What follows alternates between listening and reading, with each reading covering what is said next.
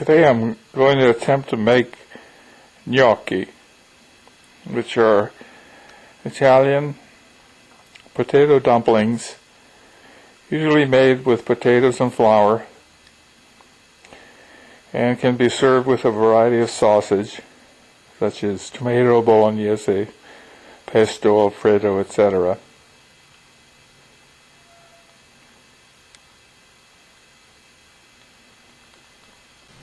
The gnocchi ingredients are based around, first of all, potatoes of some kind. One can use russet potatoes. I'm going to use Yukon Gold, which have been cooked with the skins in water and then peeled. In addition to that, you can use regular flour or bread flour and a small amount of salt to taste. The potatoes, russet potatoes, often retain too much moisture, and sometimes people bake them and then remove the potatoes from the skins. Also, some people will add egg to the flour and potatoes.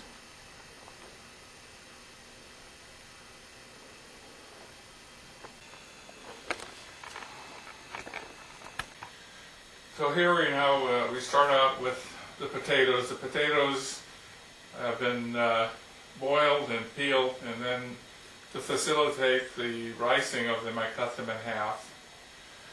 The ricer that I have is a plastic one. A lot of them are made of metal and steel. This one here happens to have 3 fittings inside that have different size holes. For this setup, I used the fitting with the largest diameter holes, so they go in here like so, and then this holds it in place, and then the potatoes are placed in here. I usually put about maybe 3 halves, depending on the size of the potatoes, in this manner. Now, as I start, I approximate the amount of flour that I need, and so in this case I'm starting out with about close to 2 cups of flour, like this. So I just spread it out on the board, and then with a little bit of force I rice or squeeze out the potatoes like so.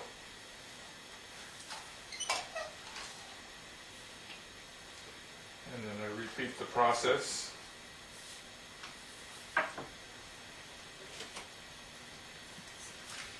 And with this particular ricer, it does take quite a bit of force to extrude the potatoes out.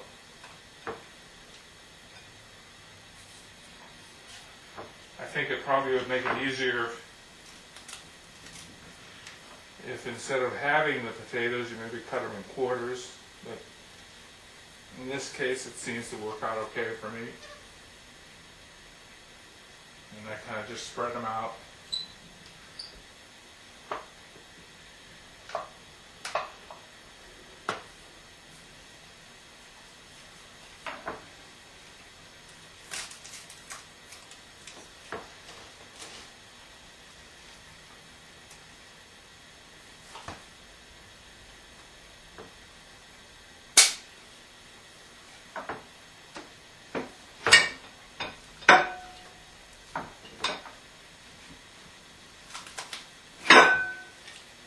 You can see it takes quite a bit of leverage.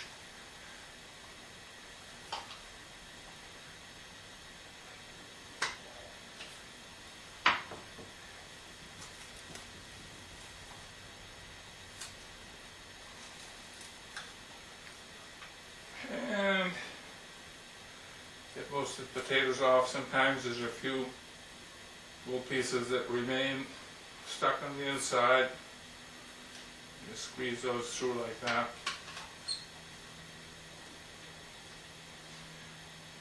And so that's the ricing of the potatoes. Now, at this point, there are a couple of little things you can add. So I'm going to pause for a second. And at this point you can add a little salt. I usually don't use too much salt, sometimes I skip it completely. The next thing I add is a little bit of nutmeg.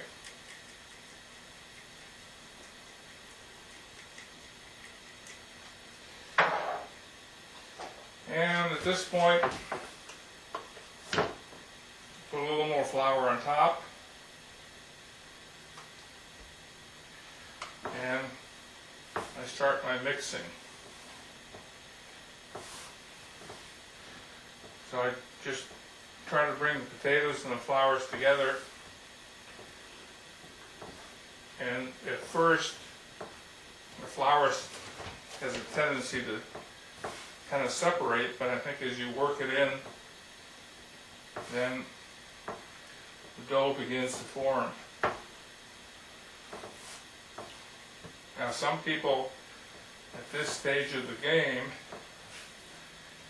add sometimes olive oil, sometimes they add a little bit of eggs to kind of hold the dough together. I find that it's usually comes together pretty well if the potatoes have a little bit of moisture, as these Yukon Golds have.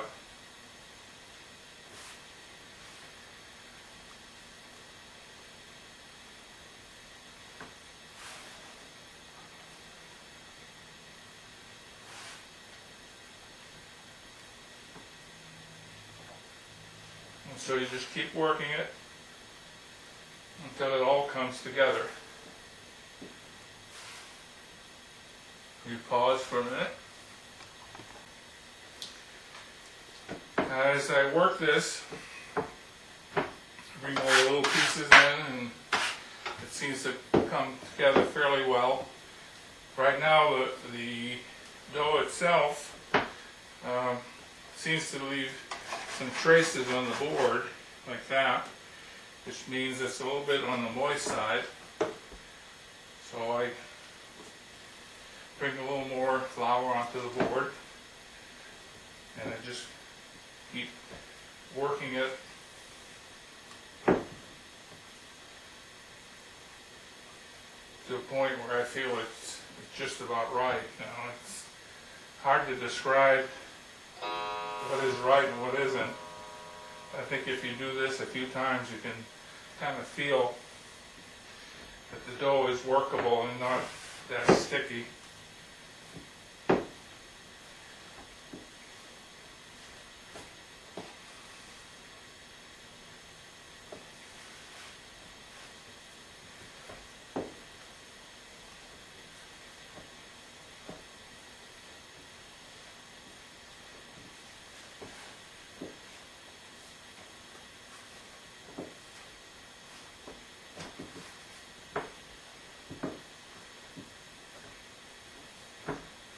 To me, it feels just about right now. Kind of sticky a little bit, and it's elastic. And so we're at this point now where we can get the dough and start forming the gnocchi. Now what I do at this point, I divide the dough up into different number of parts, and so I'm going to divide this up in about 8 parts, like so. And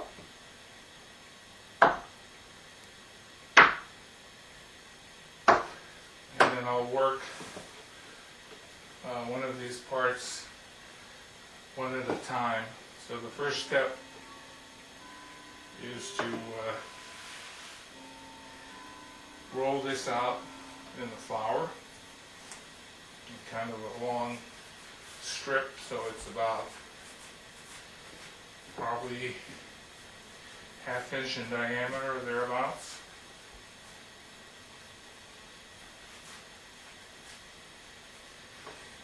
Okay. And then I cut those up into little pieces about this long. That's about maybe 3/4 of an inch.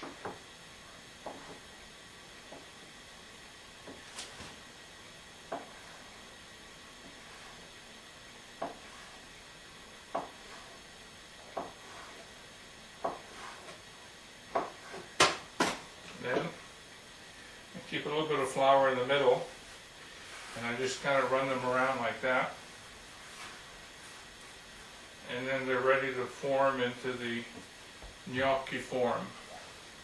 So we pause for a second. Then the next part involves forming the gnocchi. Now there are two ways to do this. One, they have a little product on the market which is a piece of wood called a gnocchi forming board with little grooves on it. The other way that the old Italian housewives used to use is using a fork. So mainly the process is to put some indentations on the gnocchi so that when they're cooked and then covered with sauce, that the sauce will stick to the dumpling of the gnocchi. So the process that I use, first of all using the board, is such. I take the gnocchi and I rotate it to make it round, and then I put my thumb in it, like so, and roll it off so that you get grooves on it and a little indentation on the back side where your thumb was. So the process would be like so.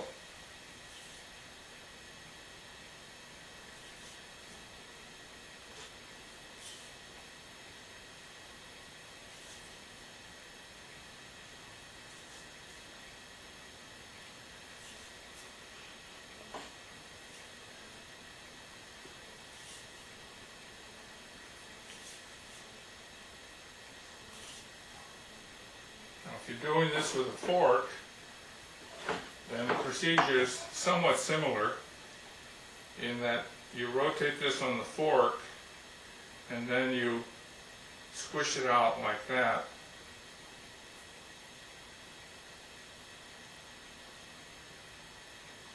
And depending on the fork,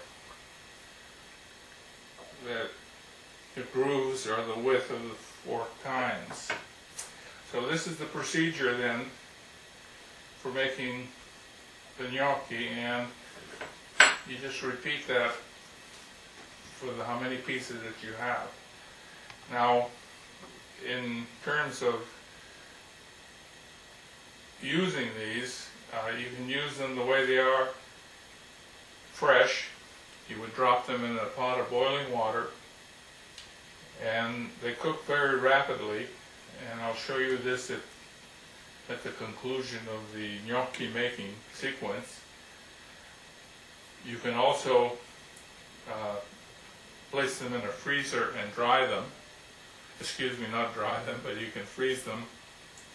And the sequence that I use is that I take a simple board like this, and I place the gnocchi like so on the board, and then since I have a side-by-side freezer, I put them in the freezer, and then when they're solid, then I take them out and put them in a plastic Ziploc bag.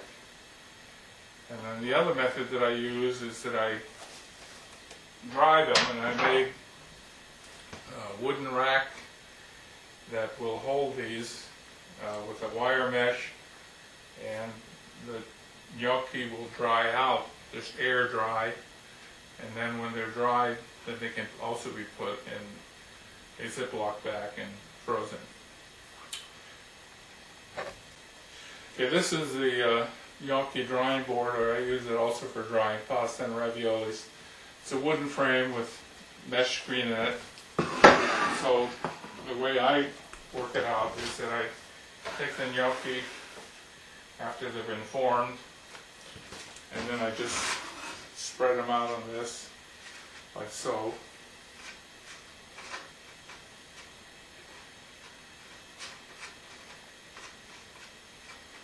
And I let them air dry. If it's in the house, like today, they will air dry in maybe 5, 6, 7 hours.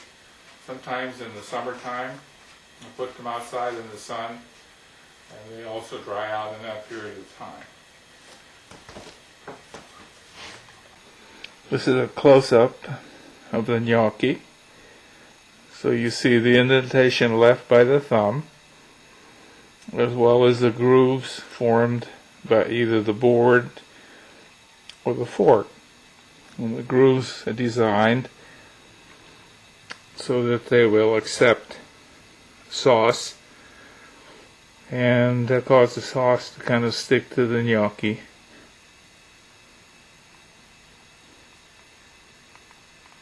This shows a finished gnocchi spread out on the drying rack.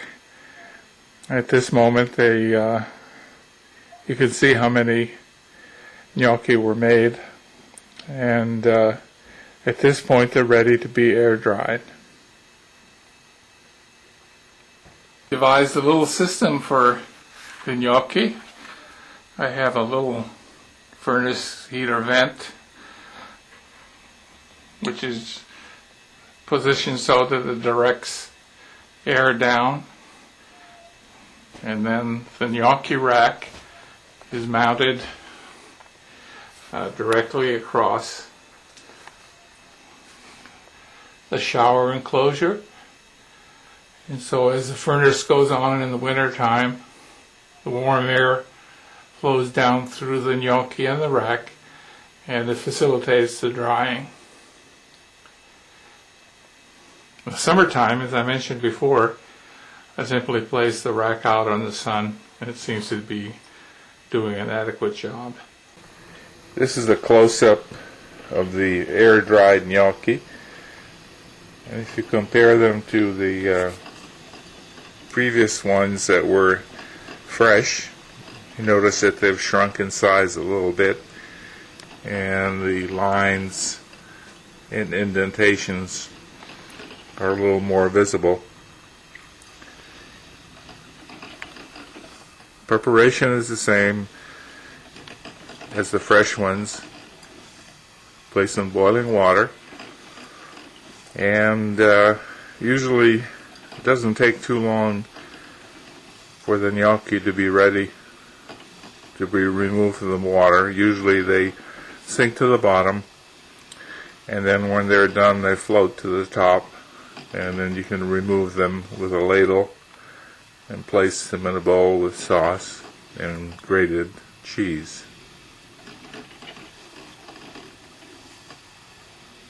Gnocchi now can be placed in a Ziploc freezer bag, and I usually store those in the freezer until they're ready to use.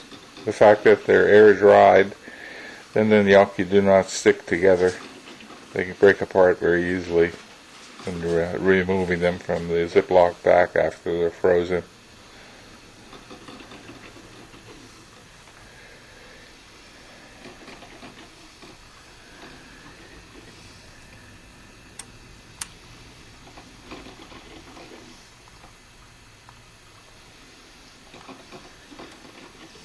No, it's not on yet. I have the gnocchi ready to go, and I'm just cooking a few now. So these are the air-dried gnocchi. I place them in boiling water, and you can use a wooden spoon or some kind of a spatula device to stir them.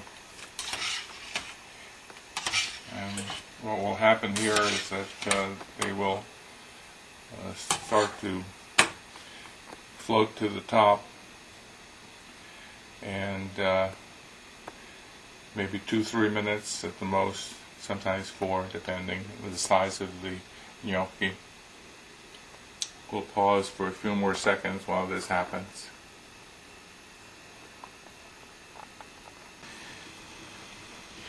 Okay, the gnocchi are almost done now. They're floating to the top. And you can see here that they've kind of increased a little bit in size because before they were slightly dry. And what I'm going to do then now in a few seconds is transfer them to some preheated tomato-based sauce. You can use any kind of sauce that you want. You can use the bolognese sauce, which is a meat sauce. I often use just a plain tomato marinara sauce with tomatoes and basil and a little bit of olive oil. And you can also use pesto sauce, maybe thinned out with a little bit of half and half or heavy cream.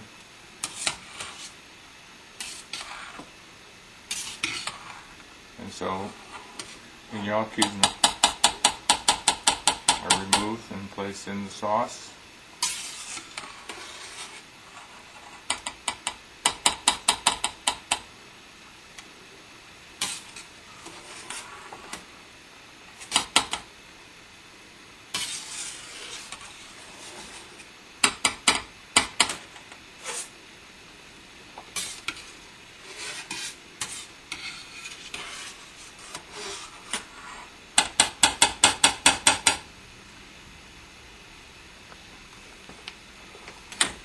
At this point, simply toss in gnocchi and get them coated with sauce, and then top this off with a little bit of grated Italian Parmesan cheese or Pecorino cheese, and there you have gnocchi made with potatoes and flowers, no fats in it, a little bit of salt, and remember you can freeze them or air dry them or use them fresh depending on your time schedule. So we finish this up with a buon appetito, which means in Italian good appetite and enjoy.